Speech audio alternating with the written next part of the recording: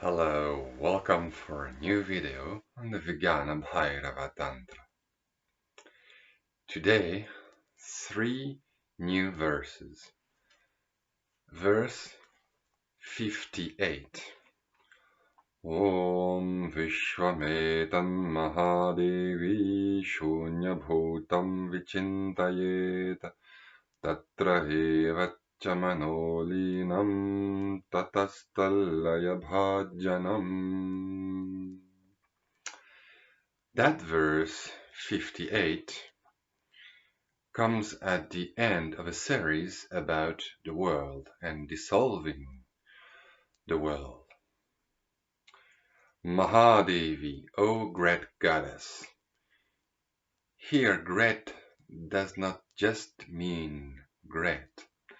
It means that which includes and transcends all the things of its category. Here, the gods, Devi, Deva, that which shine, the shining ones. Mahādevi is the greatest, the highest goddess, the highest power, including in herself, all the other powers. Vicintayet, one should meditate, one should see, consider, envision. Viśvam etan, all those things, all that universe, everything there, etan, which is here visible, here and now. Śūnyabhūtaṃ, as being empty, as being empty. O goddess, Shiva speaks to the goddess. He says to her, he tells her, one should envision all this as being empty. Tatraiva, and there itself, in that very meditation, in that very vision of everything being empty, mano līnaṃ, attention will get dissolved, will dissolve away, will disappear like waves disappearing into the ocean, like an effect disappearing into its cause. Everything will disappear. Of course, everything will remain as appearance, but without any more the feeling that it is solid, hard, really, absolutely existing. It will feel like transparent, translucent, made of light. Tatas, and therefore from that state of being everything being empty and one's attention dissolving away into that vision, into that perception, tallayabhājanam, one will become the vessel where the waves of the mind, manas, disappear, dissolve again, like the waves in the sea, like the waves into the ocean.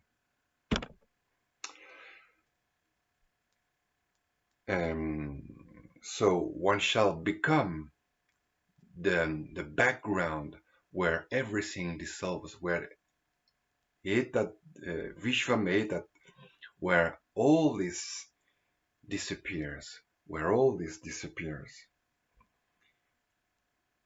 And Ananda is happy here, one of the commentators, to compare the universe, everything, Gandharva nagaradi tulyam. That is all like a city in the clouds. That's his favorite comparison, metaphor, probably coming from Yoga Vasishta.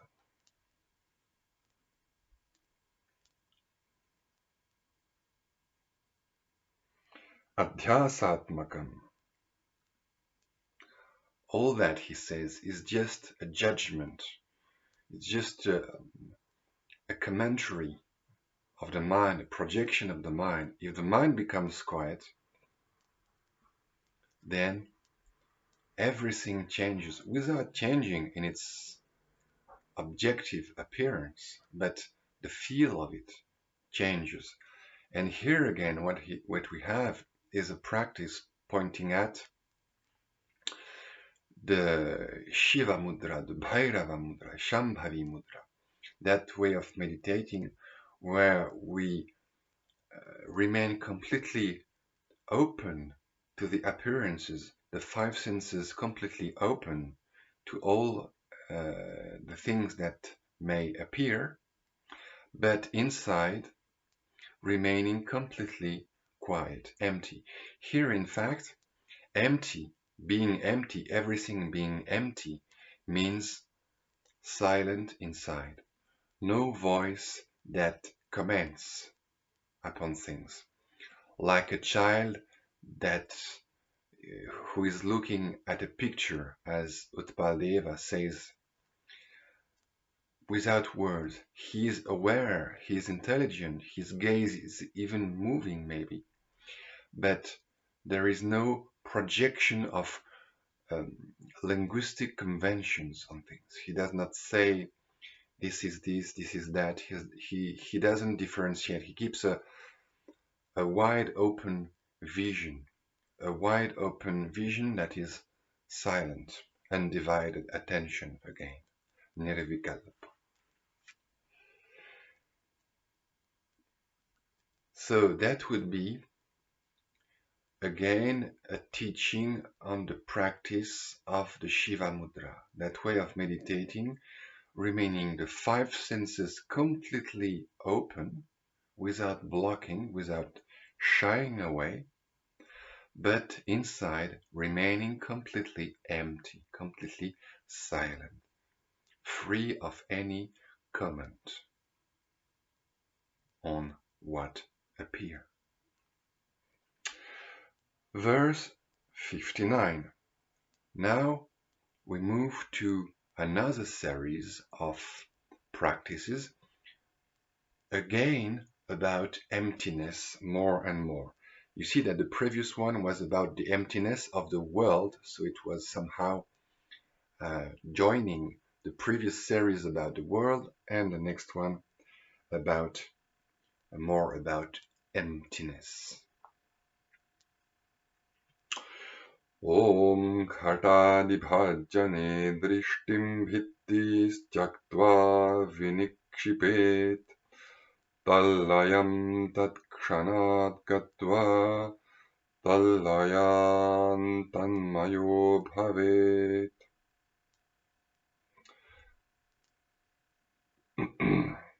Vinikṣipet, one should project. Dṛṣṭiṃ, one's gaze, one's attention. One should project one's gaze. Ghatādibhājane, on any vessel, like a pot, like a vase.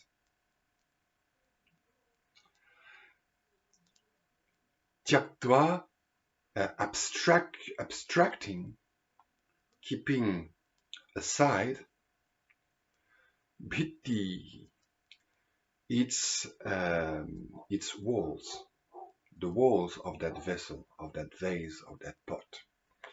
So I put the gaze of my attention, not just the physical gaze, but the gaze of my attention I project on a vase which is in front of me. And instead of just looking at it, I feel the space inside it. That's the practice. Remember the previous verse 48. It was the same practice, but with the body. Feeling the space inside the body and feeling the skin as if it were some kind of wall. And putting that wall aside and stressing with attention the space inside the body. Here it is the same practice, but with an outer object instead of the body, like a vase, feeling the space inside the vase. Tallayāṃ tatkṣaṇād gatvā.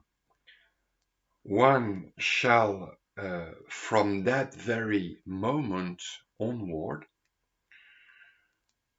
start to dissolve in that space inside that vase, the feeling of that space inside that vase. One's attention, which is projected on that space, starts to dissolve away again, laya. Here, laya, again to be precise, laya, dissolution, disappearance, means that an effect disappears into its cause. So here, attention disappears into universal consciousness, that is, wide open awareness, sky-like consciousness. Tallayāt, and as a consequence of that dissolution, tanmayo bhavet, one will become identical to that universal consciousness. So you project your attention in the space of a vase, or in the space of a room, or in the space of a car, in the space of any closed place. You put aside its walls, its limits. You project completely your full attention on the space contained within that vessel, and your attention starts to dissolve there. That is, it opens. It becomes less and less fragmented, differentiated, and more open, wide. And wide open attention is absolute consciousness, universal awareness, the goal of those practice. That is awakening according to that teaching. That is personified by the goddess, Para, the supreme goddess, full consciousness, full awareness, totally open, pervading everything, like space, like the sky. And that is why here and elsewhere we have so many practices about space. Next one, even more simple. Om nirvṛkṣagiribhittyādideśe dṛṣṭiṃ vinikṣipet. Vilīne mānase bhāve vṛttikṣiṇaḥ prajāyate. So here again, vinikṣipet, one should project, like throwing some kind of energy. One should project dṛṣṭiṃ, one's gaze. You know, the power of the gaze. So projecting all one's attention in the field of one's gaze. And one's gaze, one's look itself should be projected where? Onto Deshe, a place, a landscape, an area. nirvṛkṣagiribhittyādideśe, devoid of trees, vrikṣagiri mountains, bhittis walls, adi, etc. So a place which is wide open, like the sea, like a valley, like a desert, like any place which is wide open.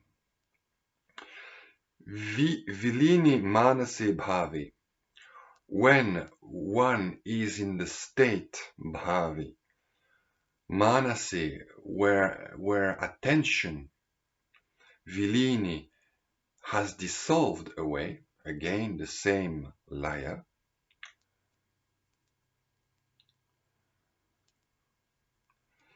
prajāyate, one is born again, prajāyate, vṛttikṣiṇaḥ, having one's mind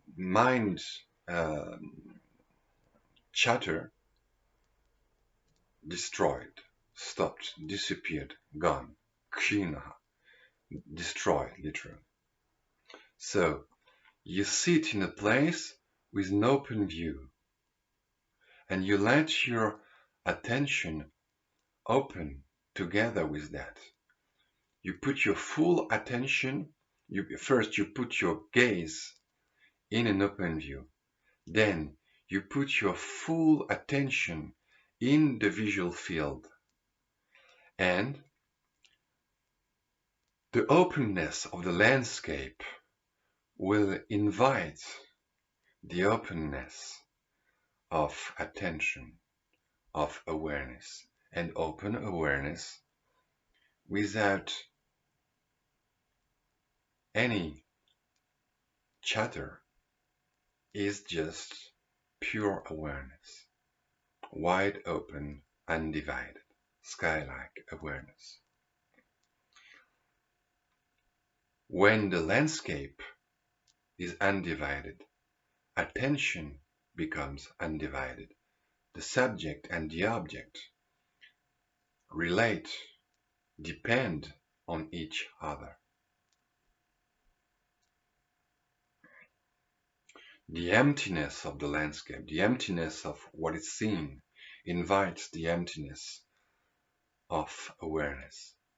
Empty awareness means silent awareness, no word said.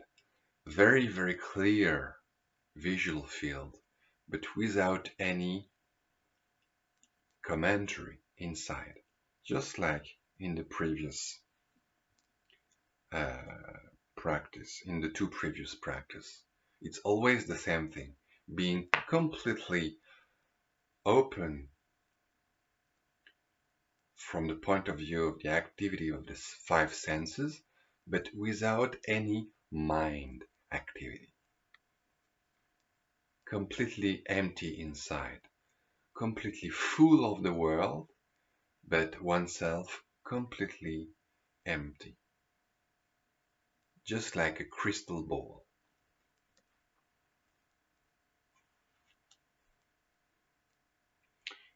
You see here the commentary says alam bana bhavat. It's written alam bana bhat, but I think it's alam bana bhavat, because there are no reference point. If the landscape is open, like gazing at the sea, there is no reference point. So awareness without reference point just dissolve back into herself, into wide open sky-like presence. Mahaprakasha rupo bhavati. She becomes total light of awareness, total illumination, total shining. And that is the feeling of that practice. So you see here, it's the same practice called elsewhere Shambhavi Mudra, not like in the Hatha Yoga version of it, but in the Tantric Yoga version of it, in the Kaula Yoga version of it. It is called Shambhavi Mudra. It is also called Vismaya Mudra, the gesture of wonder, because you're wide open, completely filled with everything, with all that light, and naturally, spontaneously, without having to do much effort, your mind becomes completely silent. This is Unmani Bhava,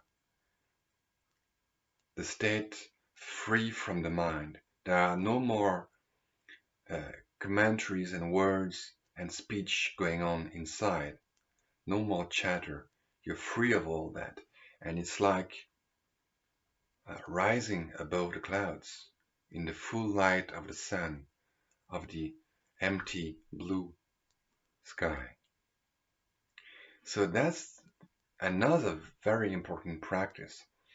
You see, the practice of listening to breath we saw the last time, and the practice of gazing, feeling all the sensation without any judgment, remaining completely silent inside, as if you were in a state of utter wonderment, completely baffled, startled awareness, completely silent, completely transparent, like a pure blue sky. That is another core practice of Tantric Yoga, of real Tantric Yoga, not Hatha Yoga. The two are quite different. They use the same words, but with different meanings. And Shambhavi Mudra, Bhairavi Mudra are expressions used both in Tantric Yoga and in Hatha Yoga, but the practices are quite different. Here in Tantric Yoga, in Shaiva Kaula Yoga, the practice is just remaining wide open, completely transparent like a crystal ball. That's it. So that's all for today. Thank you for listening and see you next time. Mhm.